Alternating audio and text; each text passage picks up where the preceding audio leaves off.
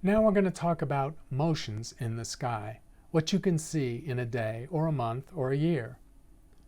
The daily motion is very clear. The sun appears to move from east to west as the Earth rotates from west to east. At sunset we see the sun in the west. At sunrise we see the sun in the east. And as viewed from most northern latitudes, the sun appears to make its arcing track through the sky, hence the clock of clockwise. This is what you would see in the night sky if you could take a long time exposure. On the left, we see a time exposure taken in the southern hemisphere from the Anglo-Australian Observatory. And that point at the center, about which the stars appear to make concentric circles, is the south celestial pole. It's a projection into the sky of the Earth's south pole, because this was taken at a southern latitude of -30 degrees. The Anglo-Australian Observatory, that's a telescope of almost 4 meters in diameter, that dome. You can see a wavy line high up, 4 stories above the ground. That's an astronomer going out to check the night sky, and you can see it's a beautiful, clear night sky. And if you look at the angle or the fraction of a full circle of those arcs, you can tell how long this time exposure was. And if you look for a full segment of one of those arcs, it's about a little less than 180 degrees, so probably 10 hours. In other words, that time exposure was essentially the full night of observing, watching all the stars making concentric circles around a point above in the southern sky. On the right, you see how the constellations migrate into that kind of a pattern. If we go out at a fixed time in the night sky, we just see the constellation. They don't appear to be moving. But if you were to be persistent and stay out for hours or go out every hour and see how the constellations had moved, you would find, either in the north or in the south, that the constellations are appearing to make concentric circles. On the right, we're looking at the northern sky, and you can see the Big and Little Dippers. And those constellations appeared to form concentric circles around the north celestial pole, which is a projection of the North Pole directly out into space.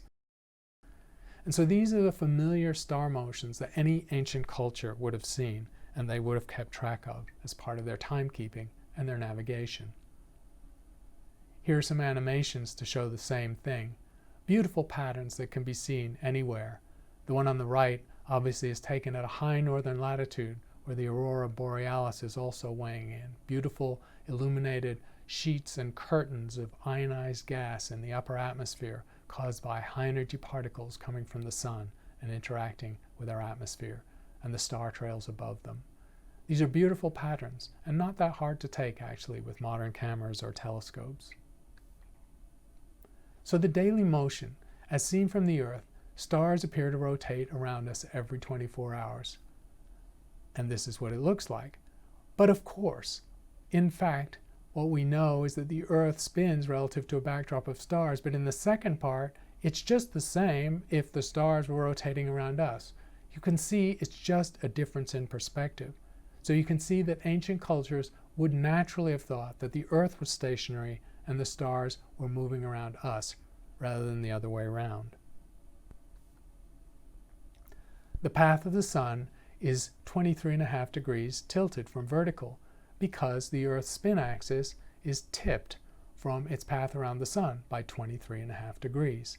That means the Earth is leaning towards the sun in northern hemisphere terms for part of its orbit and leaning away from the sun in the other part of the orbit, and that's what causes the seasons.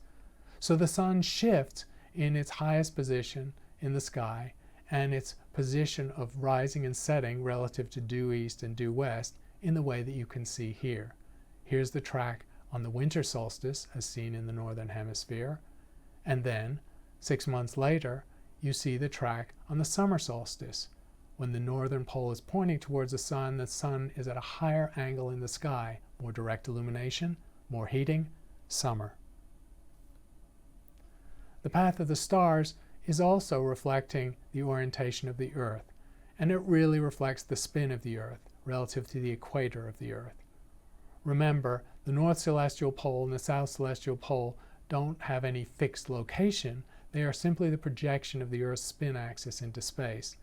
And you can see here with 3 examples that the stars in the rest of the night sky simply orbit in concentric circles around those fixed points.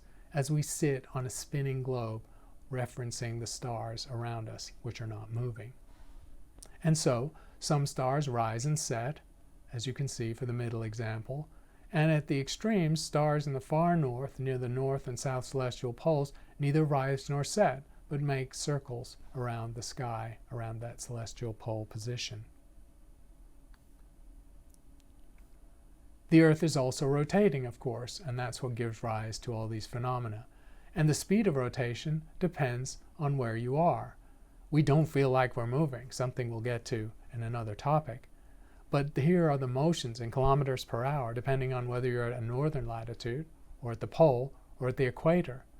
This little extra boost of centrifugal force from the spin of the Earth is why spacecraft are launched from southern latitudes. That's why Kennedy Space Center is in Florida, not Maine. It's why the Europeans launch their rockets from New Guinea, because northern European latitudes don't give them that extra assist from the Earth's rotation.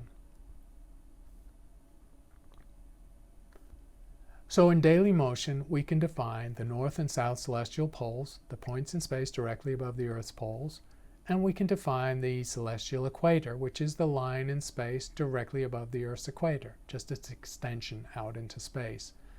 And we can keep time by the stars, and a sidereal day is 23 hours, 56 minutes, and a few seconds. Notice that is different from a solar day. Where we keep time by the sun, we would track 24 hours.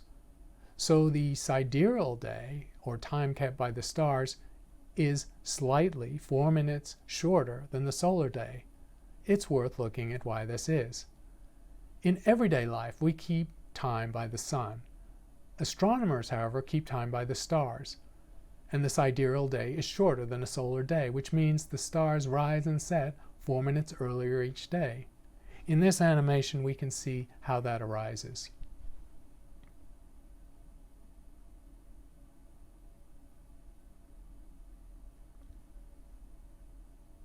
As the Earth does one spin, it travels around the sun. And so referencing the fixed point of the stars, it takes 4 minutes less for the same star to be overhead in a night sky than it is for the sun to be overhead the next day. Hence, the sidereal day is slightly shorter than the solar day.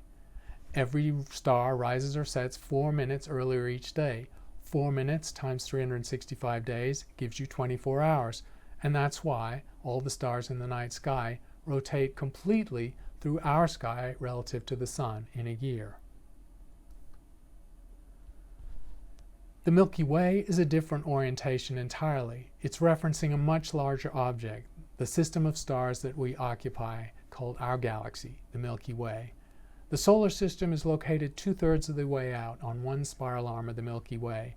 And when we look at the Milky Way, what we are doing is looking through the disk or the thin plane of our galaxy, and we see a pileup of stars in that direction. And that thin band of ragged light and stars is the Milky Way. It appears, as you can see, in all directions, but it's thicker and more prominent in the direction of the center of our galaxy, the inward direction. And that's a direction we'd see more clearly in the southern hemisphere. In fact, that direction points at the constellation of Sagittarius. In the northern hemisphere, we tend to be looking outwards through our galaxy, through the thinner spiral arm beyond us, and so the Milky Way is less prominent. And that's the end of this topic.